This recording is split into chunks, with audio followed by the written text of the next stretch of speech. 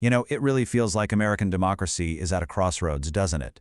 So to really get a handle on what's going on, we're going to connect the dots between two really powerful analyses that, when you put them together, paint a pretty vivid picture of the challenges and maybe the paths that lie ahead.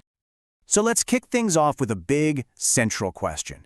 What actually happens when an organized, well-funded movement starts to challenge the very foundations of democracy itself? And I want you to keep that question front and center, because honestly, everything we're about to dive into is really an attempt to answer it. All right, here's how we're going to tackle this. We've got four main parts. First, we'll look at the big picture, what some call an interlocking crisis. Then, we'll zoom in on a specific anti-democratic playbook. From there, we'll explore how faith has become a major battleground. And finally, we'll talk about a twofold path forward. Okay, let's jump right into our first section, an interlocking crisis. Because here's the thing, to really get a handle on the political threats we're seeing, you have to zoom out and look at the much, much bigger picture that it's all happening in. This is where author Brian McLaren comes in. He makes a really fascinating point. He says that what looks like just political chaos is actually a symptom of something much, much bigger that's facing not just the country, but all of humanity. And to put a name to this, he and others use this really powerful term, polycrisis. Now, this isn't just a laundry list of problems like climate change or economic inequality. The key idea here is that these crises are all tangled up together, they're feeding off each other, and that combination is way more dangerous than any single problem on its own. Okay, so what's the actual engine driving this whole polycrisis? Well, it comes down to a concept called overshoot. And it's pretty simple, really. It just means we're using up the Earth's resources and creating waste a whole lot faster than the planet can heal itself.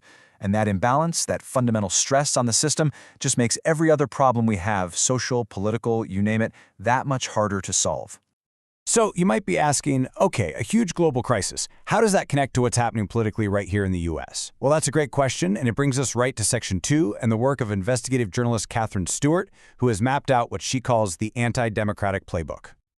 Now, this is a really crucial point. Stewart is super clear on this. When she talks about Christian nationalism, she's not talking about a religious movement or someone's personal faith. No, she argues we have to see it for what it is, a political ideology. An ideology whose goal is power, and one that at its core pushes back against ideas like pluralism, equality, and the rule of law.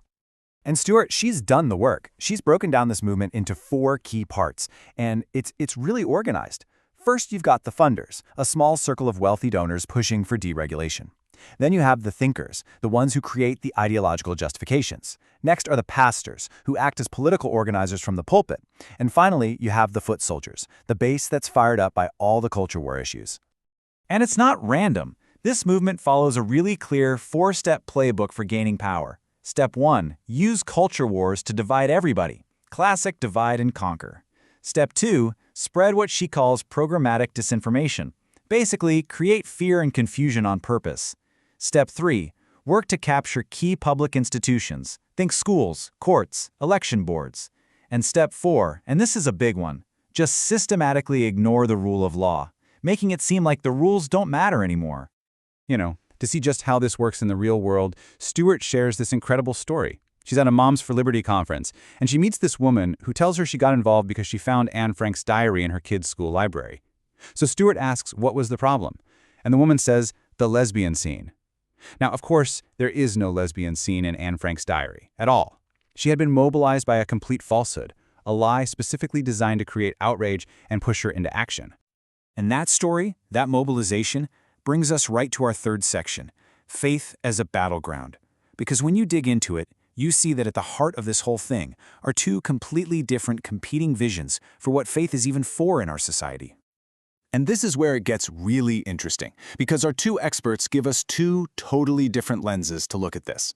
On the one hand, you have Katherine Stewart's analysis showing how Christianity is being wielded as a political tool to grab power. But then Brian McLaren comes in with this completely different frame. He argues that the original Judeo-Christian story was more like an indigenous wisdom tradition, rooted in a connection to the land that was basically kidnapped by empires and colonizing forces to justify their power. Okay, so we've laid out this pretty complex picture. The big question is, what do we do? Where do we go from here? That's what our final section is all about. We're going to look at a twofold path forward that actually combines political action with personal action. So here they are, side by side. You've got two different calls to action. Stewart's is very direct. It's political. She says we have to organize. We have to build a huge, big tent coalition of everyone who believes in democracy, period. Because at the end of the day, there's just no substitute for getting out the vote. And then you have McLaren, who's calling for something, well, deeper and more personal.